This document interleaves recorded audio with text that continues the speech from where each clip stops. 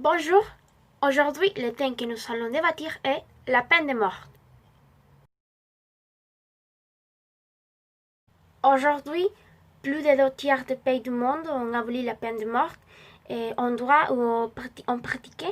Et pour moi, la peine de mort est inefficace parce qu'on fera les droits à la vie programmés dans la Déclaration universelle des droits humains et dans beaucoup de pays ne réduit pas la criminalité. Pour moi, c'est une bonne option pour appliquer justice. Nous pouvons voir que depuis Tomantique, la peine de mort a été maintenue.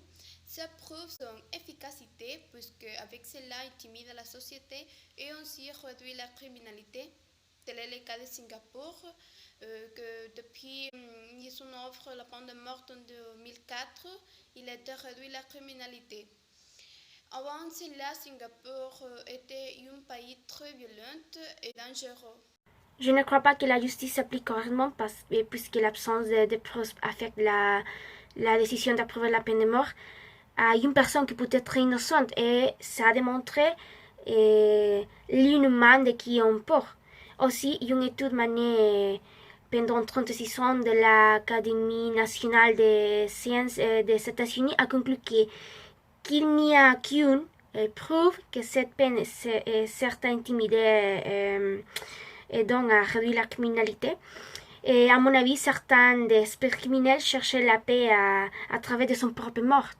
Et c'est pour cela que l'intimidation peut être une forme d'incité. Rarement est appliqué cette peine à quelqu'un innocent, peut être dans le temps antique parce qu'il ne rejoint pas tous les mouvements dont nous disposons maintenant. De plus, cette peine s'appliquait à personnes qui commettent crimes graves comme les pédophiles, les tueurs sans série, les violeurs.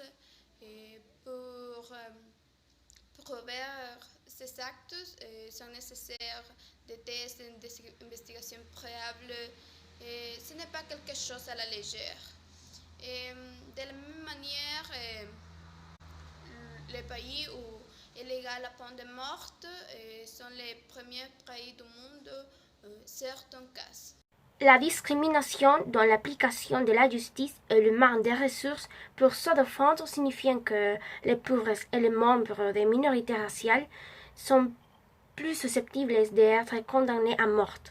Et la mort est irréversible. Je pense que la société et l'État doivent être plus conscientes et également la peine de mort prive une personne de la possibilité d'espérer inforter et de réparer, de se repentir et de se demander. La plupart des personnes qui commettent ces actes n'ont qu'une regret. Les 70% des violeurs ne pensent pas dans ces victimes. Et de plus, c'est très injuste que les criminels qui ont prouvé la vie de tant de personnes continuent d'avoir le droit de vivre.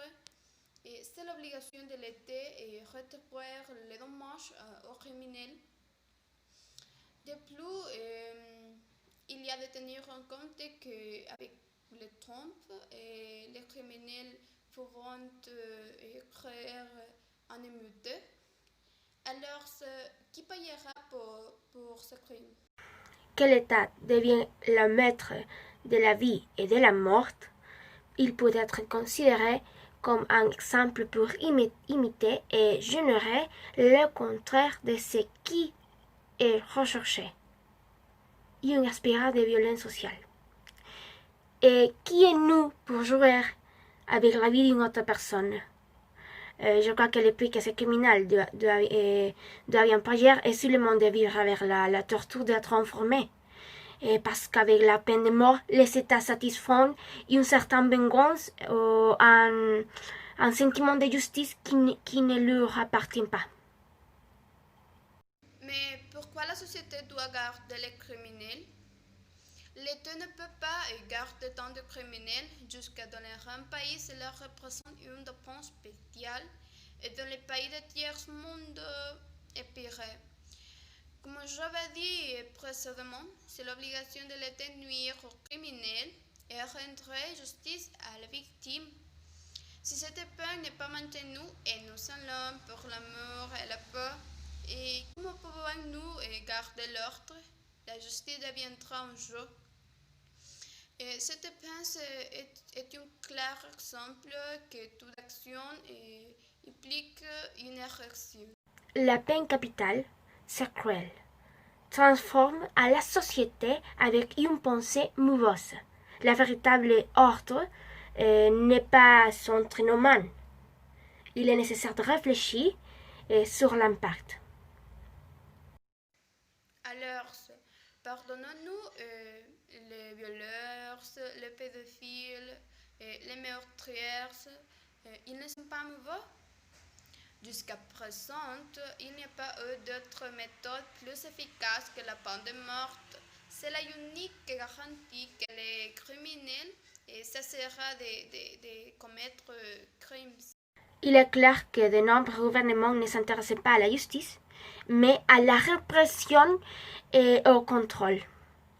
Ils utilisent la peine de mort de manière aussi arbitraire.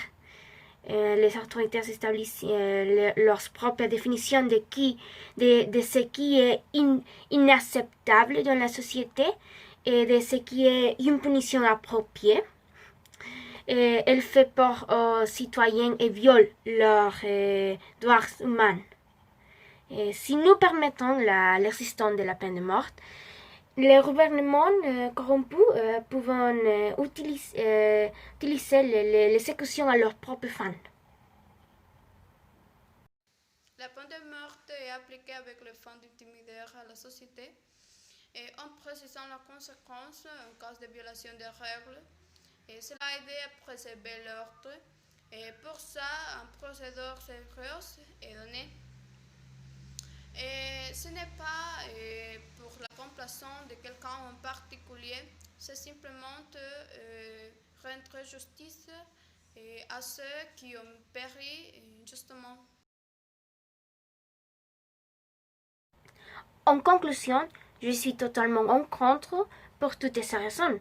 La peine de mort peut être utilisée comme un outil de contrôle et non de justice. Et la peine de mort à faire de manière disproportionnée à groupes spécifiques. Et elle est inhumaine, injustifiable et irrévocable. Si la peine de mort n'avait pas été efficace, aurait déjà été abolie. Rousseau lui-même parle de l'effort de citoyen et de leurs conséquences.